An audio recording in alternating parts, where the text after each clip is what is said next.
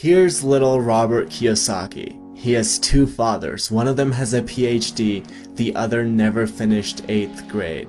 Both earn substantial incomes, yet one always struggles financially, while the other is going to become one of the richest men in Hawaii. One is going to die leaving tens of millions of dollars to his family. The other is going to leave bills to be paid. The problem with financial education is that it isn't taught in schools, so the family decides to teach it. Now the problem with this is that unless your parents are in the top 1%, they are going to teach you how to be poor. Not because they don't love you, they just don't know what they're teaching, and they don't read books like Rich Dad, Poor Dad. My story is very similar. I was taught how to be poor. Then I went to the Air Force Academy and studied economics and took accounting and investing classes. I did complicated regressions on economic data and balanced complex balance sheets. Yet I've received more pragmatic advice by reading a single book from Kiyosaki than I did by taking 4 years of complicated classes. I never had a rich dad, but I have many rich dads now. Klassen, Kiyosaki, Hill, DeMarco, the list goes on. So if you weren't born in the top 1%, let's learn from Kiyosaki, who learned from his rich dad. You have to know these two words, assets and liabilities.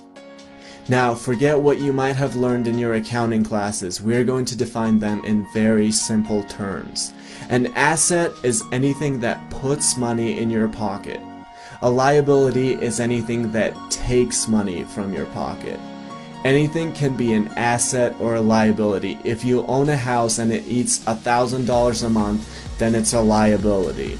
If you own a house and it brings in $1,000 a month, then it's an asset.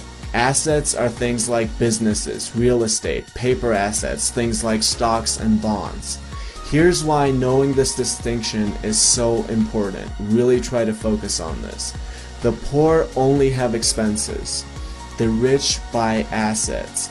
And the middle class buy liabilities that they think are assets. After graduating, if I had followed everybody's advice, I would have gotten a job which increases my income, but there are so many problems with that. As I got my job, my girlfriend and I would have moved into a bigger house. We would have gotten a BMW in addition to our Mustang. I would have bought the iPhone 6. The problem with all of this is that I would think I was acquiring assets while I was actually acquiring liabilities. I would have to pay every month for the house, for the car, for my expensive phone. In essence, unless you make a paradigm shift about what you do with your money, which is to buy actual assets, no matter how much income you earn from your job, you will just match it with your liabilities and expenses. Your friends might admire your iPhone 6 and you might look rich, but you will never actually be rich. Now, there's nothing wrong with having your job. I just don't have one because I'm operating from the assets quadrant. But if you are following the standard narrative of going to school and getting a job, chances are you're acquiring liabilities which you think are assets. That is the problem. So keep your job, but make sure what you earn goes mostly towards real assets rather than liabilities that seem like assets. And yes, eventually when you acquire enough assets, you won't need your job either. It absolutely blows my mind how people say, well, what if I lose money with the business, or the real estate, or the paper assets? They don't say the same thing about buying their second enormous TV, which will be worthless in a year and which creates a liability every month. I would rather lose all of my money starting a business than lose it by buying yet another TV I don't need. Even if I lost all my money, the lessons learned from starting a business would be infinitely more valuable than watching Dr. Phil.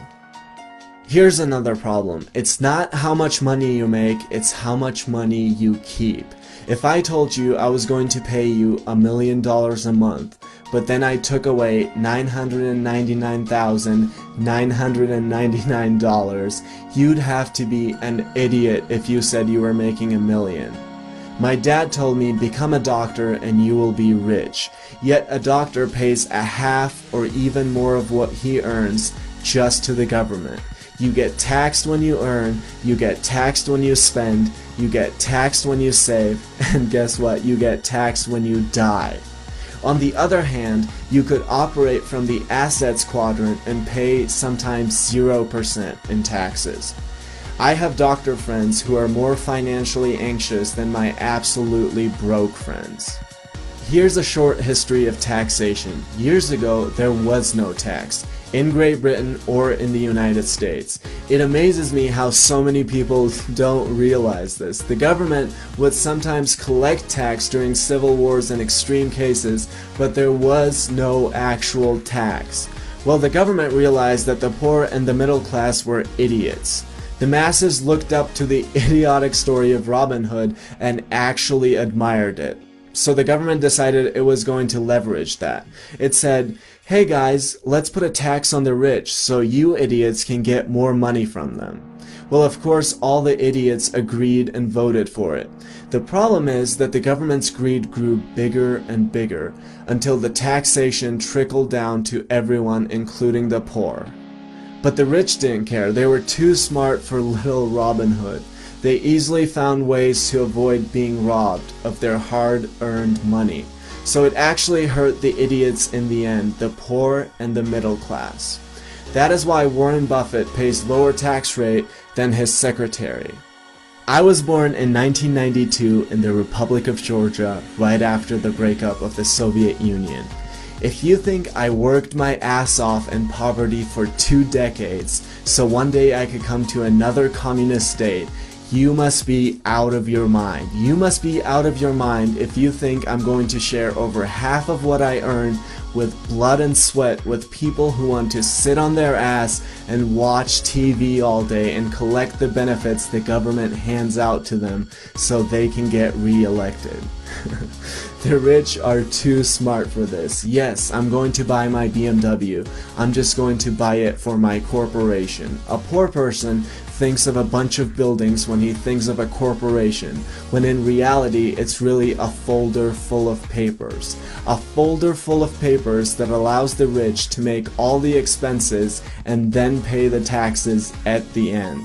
So the rich will never actually be affected by any of this. It will always come down to the middle and the upper middle class, the people who work the hardest to pay for the benefits of the person with a bag of chips in one hand and a remote in the other.